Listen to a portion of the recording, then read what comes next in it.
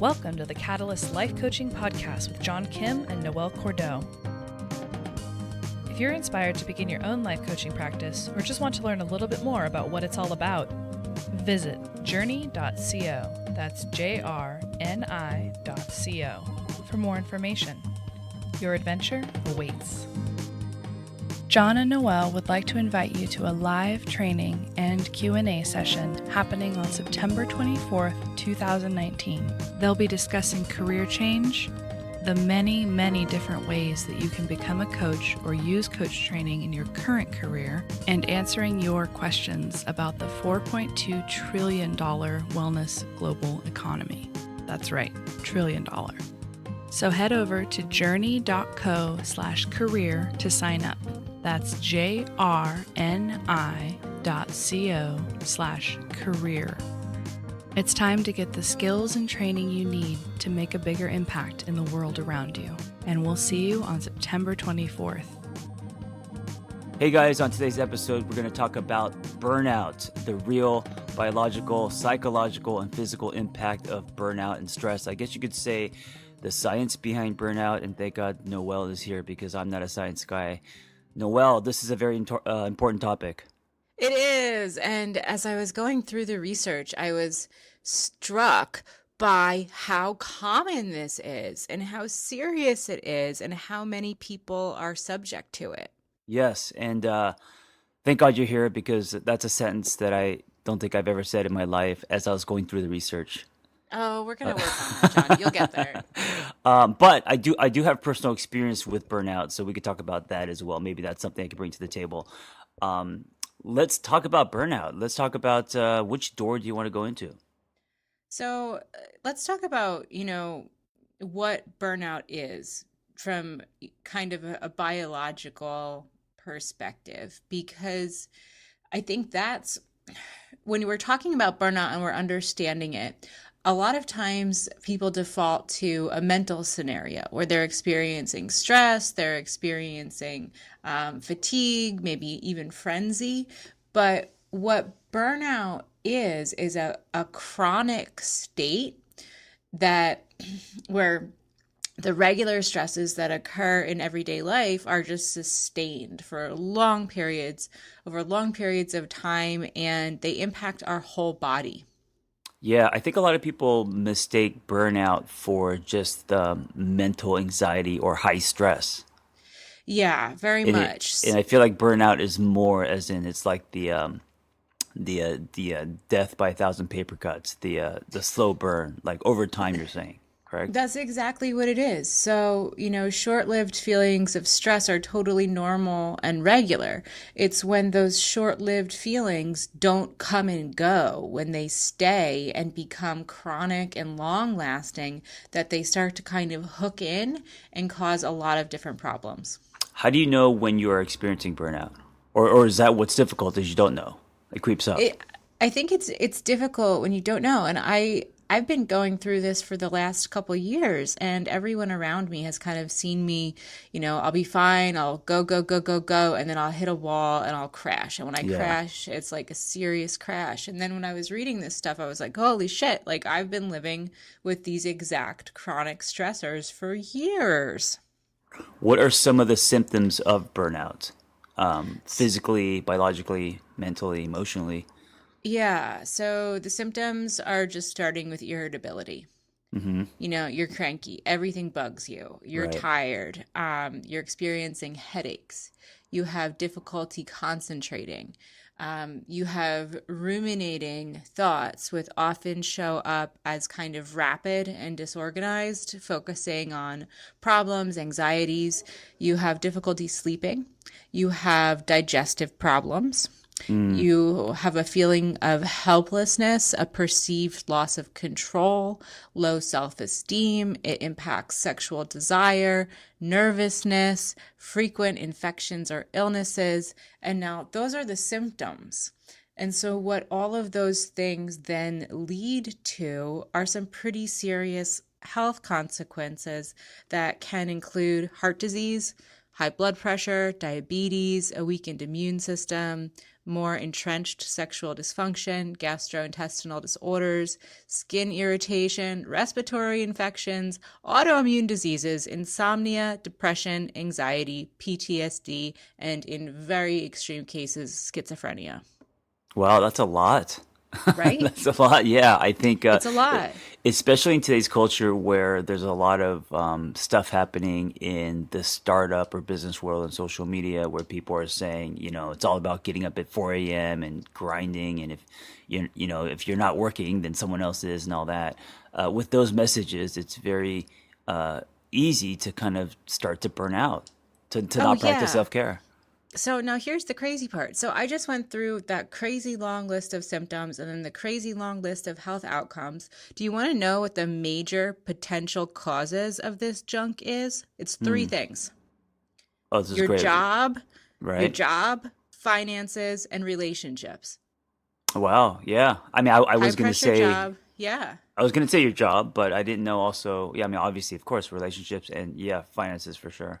So all humans have, jobs or they experience pressure, Yep. financial difficulties from time to time, and challenging relationships. And so I was looking at this and I was like, oh my God, modern life is set up to kill us all. Like, Right. I mean, that's a really good point. I mean, everyone listening probably has experienced difficulty or burnout in all three of those. I know I have. yeah, me too. All day. Yeah.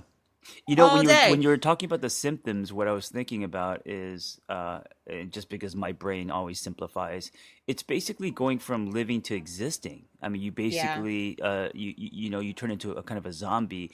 I think when you no longer have the ability to produce joy or find joy in your life, even if it's a moment, something is wrong.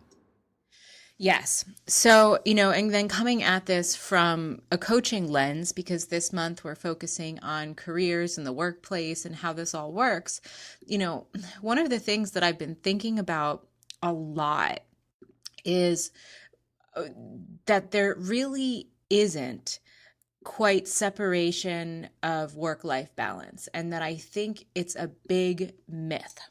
Mm, And we talk a lot about work life balance, but looking at those three components: high pressure jobs, financial difficulties, and challenging relationships.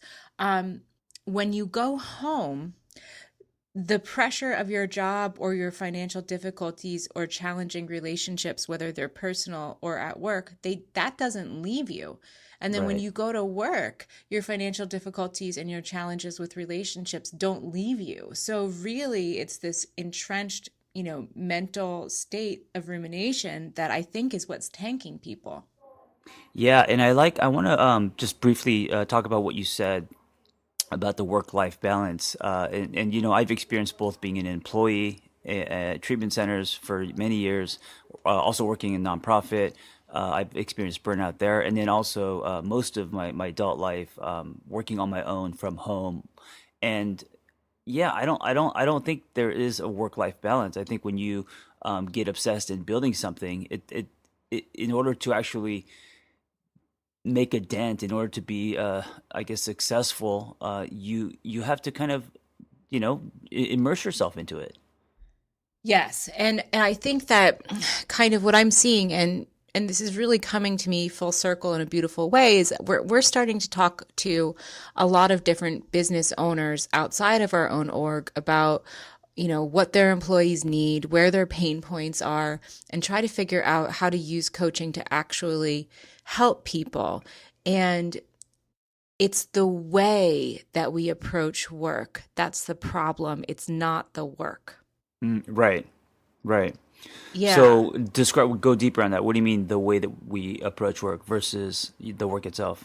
Yeah, so drilling down really narrowly on work and burnout. Burnout results from chronic stress at work, and it has a lot to do with your overall well-being and mental health. And it leads to job dissatisfaction, absenteeism, disability pension, lost job resources, lost institutional knowledge, and people are largely miserable globally. Mm-hmm. We're facing an epidemic levels of isolation, loneliness, stress, job dissatisfaction, relational stress, the whole nine yards.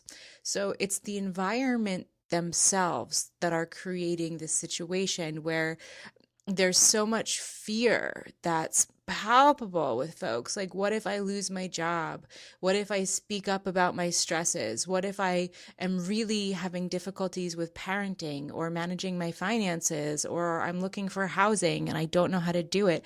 That's all going to come with the person to the job site. And so creating different kinds of environments in the workspace that's based on this assumption of a whole person, that you get to have bad days and you can voice that you're feeling stressed and that you need to take a break.